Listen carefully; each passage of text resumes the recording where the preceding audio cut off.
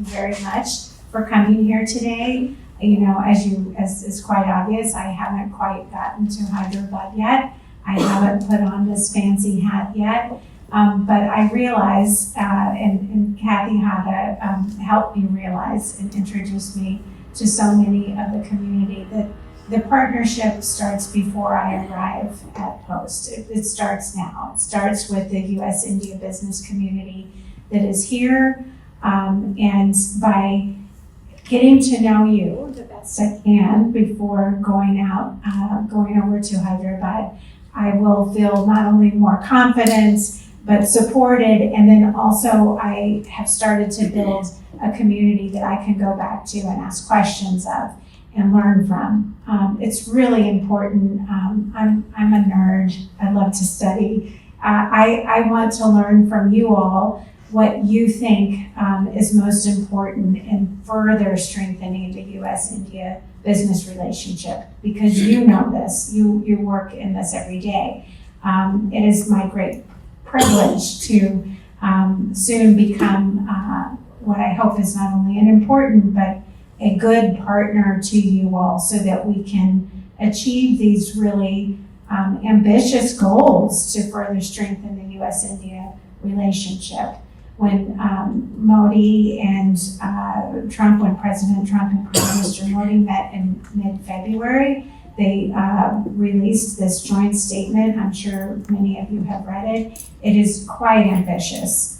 You know, it's good to have ambitious goals. Double bilateral trade in the next 5 years. And to 500 billion. Do y'all know this reference? If I put my finger up like this, Mike Myers, you know, that's a movie reference, right? Maybe not with the jokes. Too soon. But it's quite ambitious. But how can we do that? We do that through the partnership of the private sector and government and academia and nonprofit and non-government organizations. No one of us can do that alone. No one policy can do that alone. And what I love most about this joint statement is how it highlights across many of the sectors, and maybe I'll get to that in these formal remarks, you know, the increasing partnership. So whether it's defense and it's, you know, the Tiger Triumph exercise out of Vizag, right? And there's of course many other exercises, but we have to like that best because it's in our consular district, right? But these kinds of partnerships, as well as partnerships in space, how cool is that, right? I mean, that's the coolest, right? Okay. And I am from Houston, so Space City, you know, Johnson Space Center there, and of course, growing up in Houston, even at middle school, you have aerospace as one of your studies instead of whatever biology class that comes later. But you know, I think there's just so many ways where we can partner. That we're already partnering, and if I can kind of with risk of overlooking many of the sectors, of course, biotechnology, there's a lot of partnership there, and proven trust, especially during the COVID time, where we came together to figure out how to change or improve regulations so that we could strengthen the supply chain and help people be healthier during that time. But for many of you, we've met a little bit already today, and maybe you noticed in my bio that I have a deep background in technology.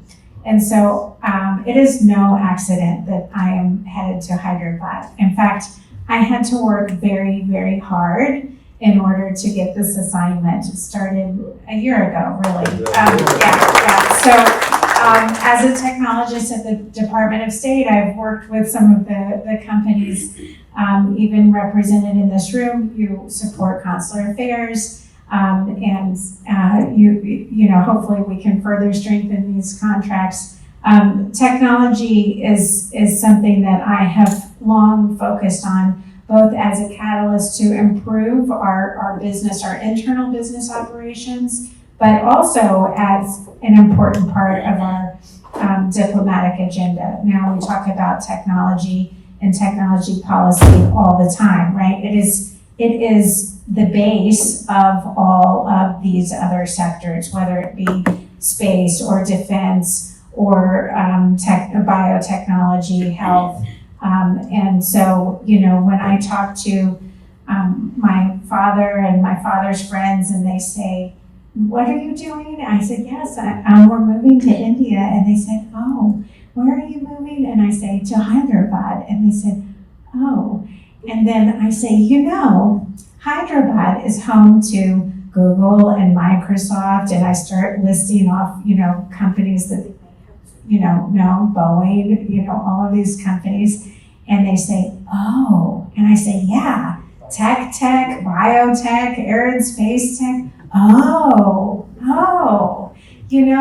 And so it's really important to me that as I get to know each of you and the business that you do, I learn how to tell that story even better. Not just the kind of cocktail version of the story, the intro story, but really be able to speak to how Indian American and India business is investing in America, right, to further strengthen the economy here, and how that is a full circle, a full ecosystem where a lot of folks come and study here in this country. I went and studied in India. I'll tell you a little bit about that. But a lot of Indians come and study here in this country.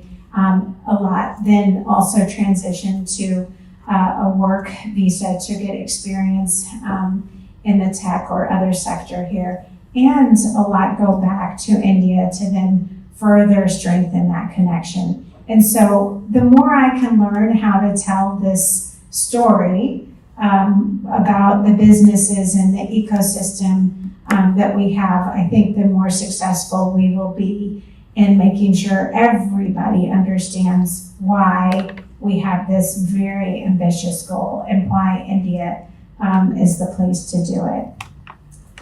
If it's okay with you, I'm actually not going to go to my formal remarks. I think they're too boring. I promise once I get to India, I'll become a little more formal. Okay. But there is one part of it that I worked on a little bit more than the rest of it, and that's about this trust initiative. Some people are nodding their heads, yeah.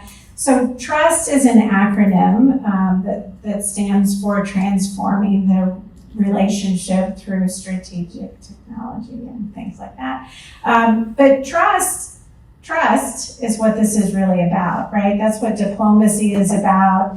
It's why we're here today, to see if you all can trust me and if I can trust you and how we can build that trust, because trust is really what strengthens relationships.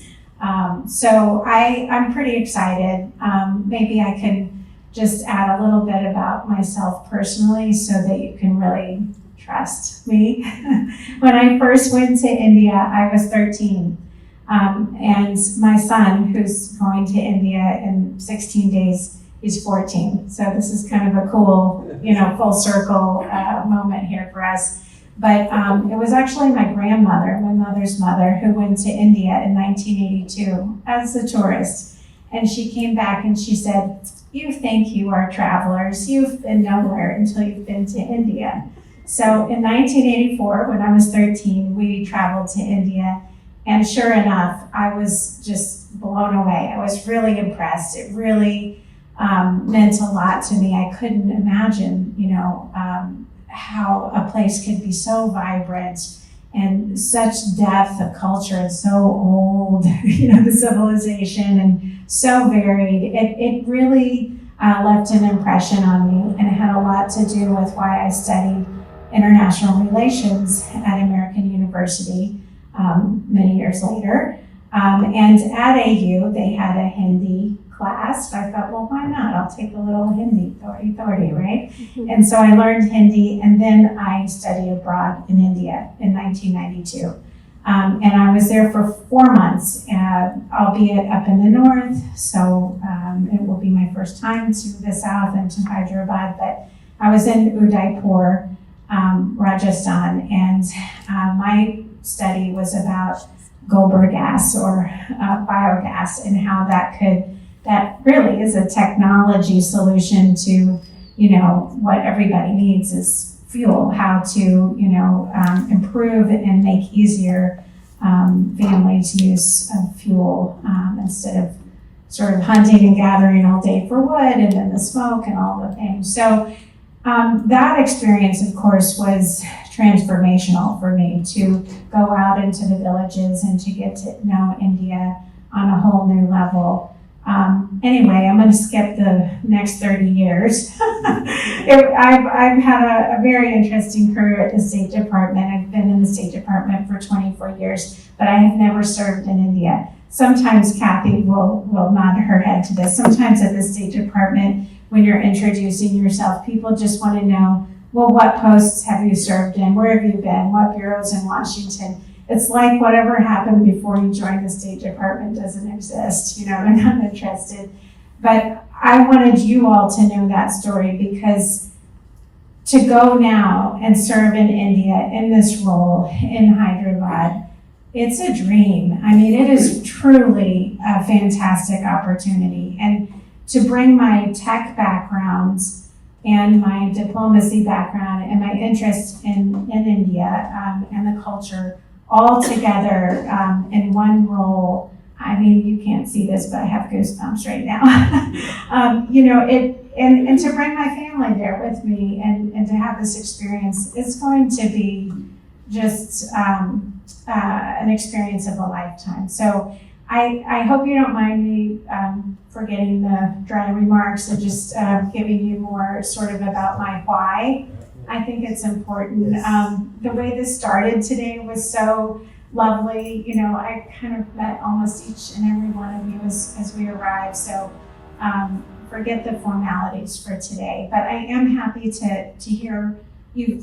Several of you wrote in a lot of good questions. I don't have a lot of answers about how things work there yet, but I still appreciate this because I think we can have a good discussion. And I like to know what's on your minds about what maybe I should work on, or what you all, I'm always interested in what works, what doesn't work, and what your ideas are for how we can get there.